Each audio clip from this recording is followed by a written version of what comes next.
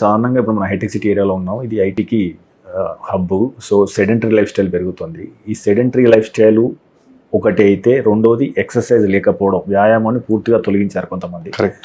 So ఇది ఏ రకంగా మానవ జీవితాన్ని, మానవ ఆరోగ్యాన్ని ప్రభావితం చేస్తుంది? ప్రధానంగా నేను క్యాన్సర్ గురించి మాట్లాడతాను. Sedentary lifestyle, obesity is a big risk factor for cancers, many cancers, including breast cancer, uterine cancer, name many other, colon cancer కానివ్వండి, బ్లాడర్ క్యాన్సర్ కానీ, మల్టిపుల్ క్యాన్సర్స్కి sedentary lifestyle is risk factor.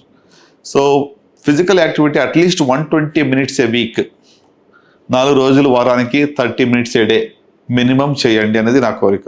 So hitech city ప్రత్యేక ఏరియాలో మరి మేము the reason why we do the Grace cancer run every year at scale 130 దేశాలు ఎందుకు చేస్తున్నామంటే ఇది ఒకే ఒక నినాదం.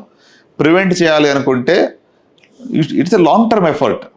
సో ఫిజికల్ యాక్టివిటీ, వాకింగ్ చేయండి, జాగింగ్ చేయండి, మీరు ఏ రకంగానే కూడా బాడీని కొంచెం కష్టపెట్టండి. కూర్చుని చోట కూర్చోవద్దు. అదొకే ఒక నినాదంతోనే ఈ యొక్క డ్రైవ్ మేము చేస్తున్నాం అనమాట. సో డెఫినెట్గా physical activity is again cost effective means of good health. ఖర్చు లేకుండా మంచి ఆరోగ్యం పెట్టుకునేదంటే ఫిజికల్ యాక్టివిటీ ద్వారా. And you'll get lot of happiness కదండి. మీరు ఒక ½ an hour జిమ్కి వెళ్ళి రండి, వాక్ పరిగెత్తరండి, ఎంత హ్యాపీగా ఉంటారు. ఎండార్ఫిన్స్ రిలీజ్ అవుతాయి బాడీలో. You feel so good, you're on top అవుతుంది. నాకు తెలిసి మీకు ఆల్కహాల్తో ఇక ఆనందం రాదేమో, the amount of Joy you get after being physically active. So అందుకు embrace these good habits, be physically active, have good eating habits, avoid these the tobacco consumption. ఇవన్నీ కూడా మనకు కొన్ని simplest measures you take, you have a great health. That's what I want to live with. So doctor గారు, అంటే మీరు గత 20 సంవత్సరాలుగా చికిత్స అందిస్తున్నారు. ఎంతో మందికి మీరు ప్రాణదానం చేశారు. ఎంతో మంది మీ చేతిలో కూడా ప్రాణాలు కోల్పోయి ఉంటారు, మీన్స్ అంటే కాపాడలేకపోయి ఉంటారు. కరెక్ట్.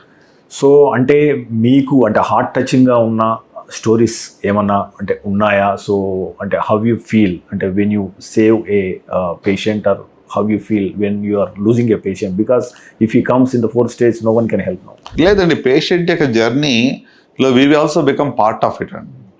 సో చాలా సార్లు మేము గివప్ అయినప్పుడు పేషెంట్ ఫైట్ చేసి బయటకు వచ్చిన ఎన్నో ఉదాంతాలు ఉన్నాయి. ఓకే, అలాగే కొన్నిసార్లు మరి మేము అంటే we're not able to save a patient, we lost them అని కూడా మాకు ఎంతో బాధ కలిగిస్తుంటాయి. Just to give an example, నేను ఒక 2 weeks back robotic colon rectal cancer surgery చేశాను. వెరీ లో రెక్టల్ క్యాన్సర్, అదే పర్మనెంట్ బ్యాగ్ పెట్టకూడదని చెప్పి వచ్చారు. వాళ్ళు నన్ను వెతుక్కుంటూ వచ్చారు, ఎక్కడి నుంచో చూసి కనుక్కున్నారు, రోబోటిక్ సర్జరీ చేస్తారని చెప్పి వచ్చారు. సరే, we tried our best, we saved ఈ స్పింక్టర్. సో కోలాన్ని మొత్తం తీయకుండా కానీ లోపల అతికేసి టెంపరీ స్టోమా పెట్టాము. అంటే మళ్ళీ క్లోజ్ చేసుకోవచ్చు అనమాట. 15 రోజులు అయింది, ఆయనకి స్టోమాలో స్టూల్ రావట్లేదు. రైల్ ట్యూబ్లో బయలు వస్తూ ఉంది, స్టూల్ రావట్లేదు, అసలు ఈ బౌల్స్ ఓపెన్ కావట్లేదు. సో ఇప్పుడు ఎన్ని రోజులు వెయిట్ చేసినా 15 రోజులు అయింది, ఇంకా రావట్లేదు. వాళ్ళు రెస్ట్లెస్, మాకు ప్రతిరోజు అరే ఆయన ఎప్పుడు స్టూల్ పాస్ చేస్తా చెప్పి నేను ఎదురు చూస్తాను.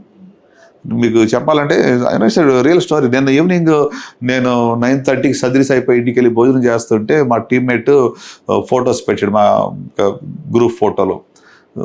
బ్యాగ్లో మొత్తం స్టూల్ అంతా వస్తున్నది, 4 సార్లు వచ్చింది, బ్యాగ్ నిండిపోయింది స్టూల్. నేను భోజనం చేస్తూ ఆ ఫోటో చూస్తూ I'm enjoying it.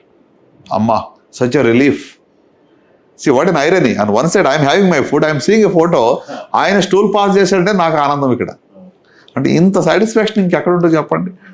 So that's why these are all real engagements with the patients. వాళ్ళు they give us so much of satisfaction.